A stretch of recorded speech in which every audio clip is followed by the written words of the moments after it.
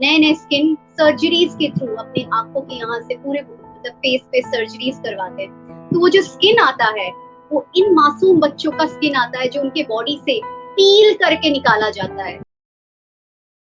आप YouTube पर video देख रहे हैं तभी अचानक आपको एक ऐड दिखाया जाता है चिल्ड्रन एनजीओ से रिलेटेड। उस ऐड को दिखाकर आपसे डोनेशन के लिए रिक्वेस्ट किया जाता है। आप वीडियो देखकर भावुक हो जाते हैं और आप उस एनजीओ को डोनेट कर देते हैं। पर क्या आपने कभी सोचा है कि आपका डोनेट किया हुआ पैसा सही जगह यूज हो रहा है या एनजीओ आपको इमोशनली फूल बनाकर आपके साथ बिजनेस कर रही है? तो आज हम इस वीडियो में एनजीओ के डिफरेंट इलीगल बिजनेस मॉड्यूल को समझेंगे और हम ये भी देखेंगे कि अगर आपको एनजीओ में डोनेट करना है तो आप फेक एनजीओ को कैसे आइडेंटिफाई करें। तो वीडियो को अंत तक जरूर देखिए और चैनल को लाइक, शेयर और सब्सक्राइब जरूर कीजिए। तो चलिए वीडियो को शुरू करते हैं। एनजीओज बेसिकली एक नॉन प्रॉफिट संस्था होती है जो स्वतंत्र रूप से सोसाइटी प्रॉब्लम्स जैसे कि health issue, child education, women safety और भी कई क्षेत्र में सेवा का कार्य करते हैं। भारत में टोटल 31 लाख एनजीओज हैं जो कि भारत में टोटल नंबर ऑफ स्कूल से दुगनी है। 2009 के सेंट्रल स्टैटिस्टिकल इंस्टीट्यूट के एक रिपोर्ट के हिसाब से भारत में हर 400 व्यक्ति पर एक एनजीओ है, तो वहीं 709 लोगों पर एक पुलिसमैन। 2013 में दिल्ली हाईकोर्ट ने 90% एनजीओ को फ्रॉड और सिर्फ मनी मेकिंग मशीन बताया था और सरकार से एनजीओ के लाइसेंसिंग प्रोसेस को स्ट्रिक्ट करने को कहा था। 2015 में सीबीआई ने एक रिपोर्ट सुप्रीम कोर्ट में पेश की जिसमें सीबीआई ने सुप्रीम कोर्ट को बताया कि भारत में सिर्फ 10% एनजीओ ही अपना एनुअल बैलेंस शीट सरकार के पास फाइल करती है, यानी कि बाकी के 90% एनजीओ का पैसा का हिसाब किसी के पास नहीं है। वैसे तो इंडिया में कई प्रकार के एनजीओ काम करते हैं, लेकिन आज हम आपको इस वीडियो में चिल्ड्रेन, वुमेन और हेल्थ जैसे मेजर एनजीओज के सच्चाई को आपके सामने उजागर करेंगे और साथ ही साथ कुछ इंटरनेशनल फंडेड एनजीओज के बारे में भी बात करेंगे।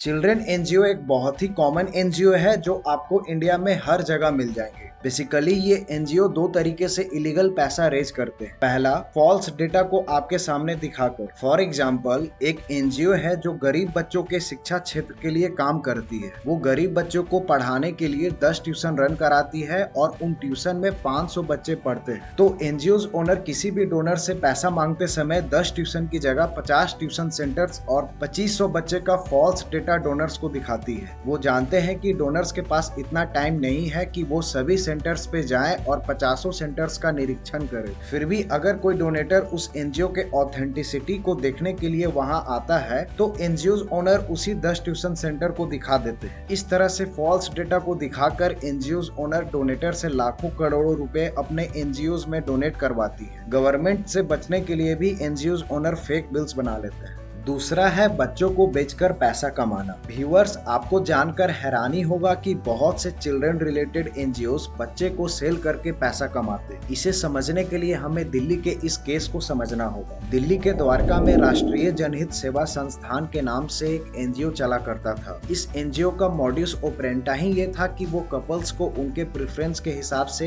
यानी कपल्स को जिस कलर में बच्चा चाहिए या जैसे जेंडर का बच्चा चाहिए वैसे बच्चे ये एनजीओ प्रोवाइड करते थे। जब कपल्स को अपने डिमांड के हिसाब से बच्चा मिल जाता था और जब सारा डील एनजीओ के साथ फाइनल हो जाता था तो एनजीओ एडॉप्टिंग मदर को प्रेग्नेंट औरत के तौर पर उसे कोई हॉस्पिटल या नर्सिंग होम में एडमिट करवा देते थे और इस एडॉप्टिंग मदर को 1 से 2 दिन हॉस्पिटल में रखने के बाद एक फेक बर्थ सर्टिफिकेट बनाकर बच्चे और एडॉप्टिंग मदर को डिस्चार्ज कर दिया जाता था। इस पूरे इंसिडेंट में हॉस्पिटल भी एनजीओ के साथ मिली रहती थी। ये एक वेल प्लान मॉड्यूल था जिसमें एनजीओ जेंडर के हिसाब से रेट फिक्स किए हुए थे। 5 लाख गर्ल्स चाइल्ड का रेट था और 7 लाख बॉय चाइल्ड का रेट था। दिल्ली पुलिस के एक रिपोर्ट के हिसाब से ये एनजीओ बच्चों के डिमांड को पूरा करने के लिए बच्चे चोरी करने वाले ग्रुप से भी जुड़ी हुई और साथ ही साथ खुद भी ये बच्चे चोरी करते थे। और व्यूअर्स, आपको बता दें कि इंडिया में ऐसे केस सिर्फ एक नहीं हुए हैं बल्कि हजारों केस हो चुके हैं। जैसे कि झारखंड के रांची में मदर टेरेसा से जुड़े मिशनरीज ऑफ चैरिटी में कुछ महीने पहले बच्चे बेचने के आरोप में 3 नन्स को अरेस्ट किया गया था। यहाँ बच्चों को 50,000 से 2 लाख तक में बेचा जा रहा था। हालांकि जब ये केस के बारे में सभी को पता चला तो इस एनजीओ के फॉरेन से आ रहे डोनेशन को होम मिनिस्ट्री द्वारा रोक दिया गया था। एक और इलीगल एक्टिविटीज जो चिल्ड्रन एनजीओ के द्वारा किया जाता है वो ये है कि बहुत से हाई इलाइट क्लास के लेडीज और जेंटलमैन के जब स्किन रिंकल्ड हो जाते हैं तब वो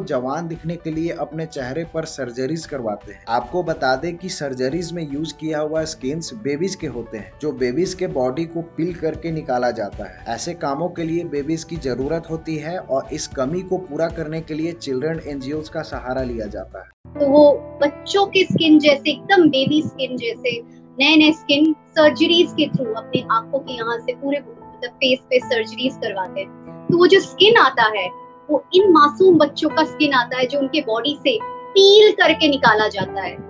दे are alive and their skin is peeled off their bodies.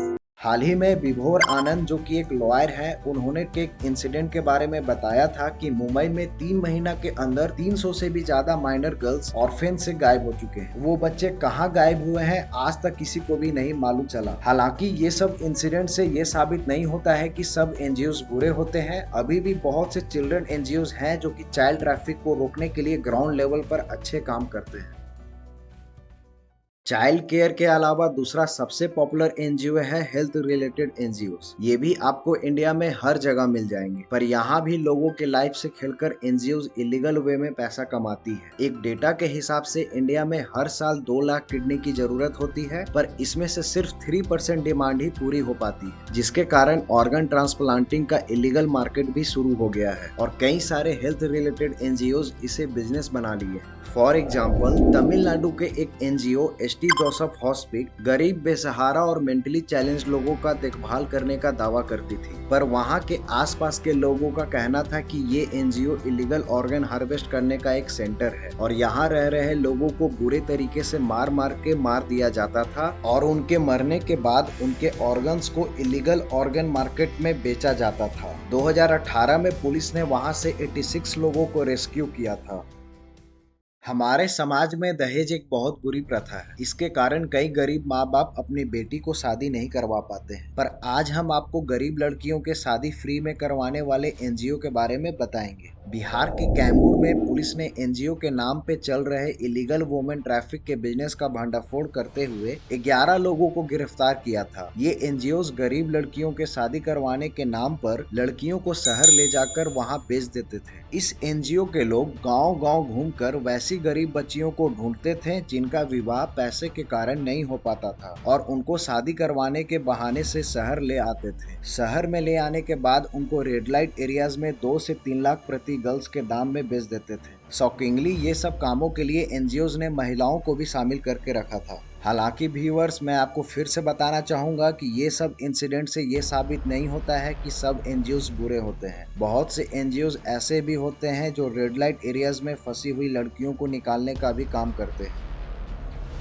2014 में आईबी ने पीएमओ को एनजीओज के रोल को लेकर अलर्ट किया था। आईबी के रिपोर्ट के अनुसार कुछ एनजीओज जैसे कि green peas, care India, coded और एमएनएसटी अपने फेक प्रोपेगेंडा से इंडिया के डेवलपमेंट के लिए डिटरमेंटल एटमॉस्फेयर क्रिएट कर रहे थे। रिपोर्ट्स में यहाँ तक कहा गया था कि इसके कारण इंडिया के जीडीपी ग्रोथ में 2 से 3% का नुकसान हो रहा था। For example, Sardar Sarovar dam 1961 में पीएम जवाहरलाल नेहरू के समय इनिशिएट किया गया था। हालांकि इसका इनॉग्रेशन 2017 में नरेंद्र मोदी के द्वारा किया गया। कुछ एक्टिविस्ट जैसे कि मेधा पाटकर और फॉरेन फंडेड एनजीओज ने इस डैम के विरोध में आंदोलन शुरू किया था, जिसके कारण इस डैम को फुली कंप्लीट होने में 56 ईयर्स लग गए। अगर ये डैम उस समय कंप्लीट हो जाता तो गुजरात की जीडीपी आज और भी अच्छी रहती। इसी तरह केयर इंडिया नाम के एक प्रोमिनेंट एनजीओ पे फंड मैनेजमेंट का आरोप लगा था। इस आरोप में इनके बोर्ड मेंबर्स नीरज सागी पर मल्टी करोड़ फ्रॉड्स का आरोप सिद्ध हो गया। ऑडिट रिपोर्ट में ये बात सामने आई कि केयर इंडिया को मिलने वाले फॉरिजन फंड से केरला में क्रिश्चियनिटी स्प्रेड करने और सम केसेस में नॉन क्रिश्चियंस को क्रिश्चियन बनाने के लिए फंड कर रही थी, जो कि FCRA रूल्स की अगेंस्ट है।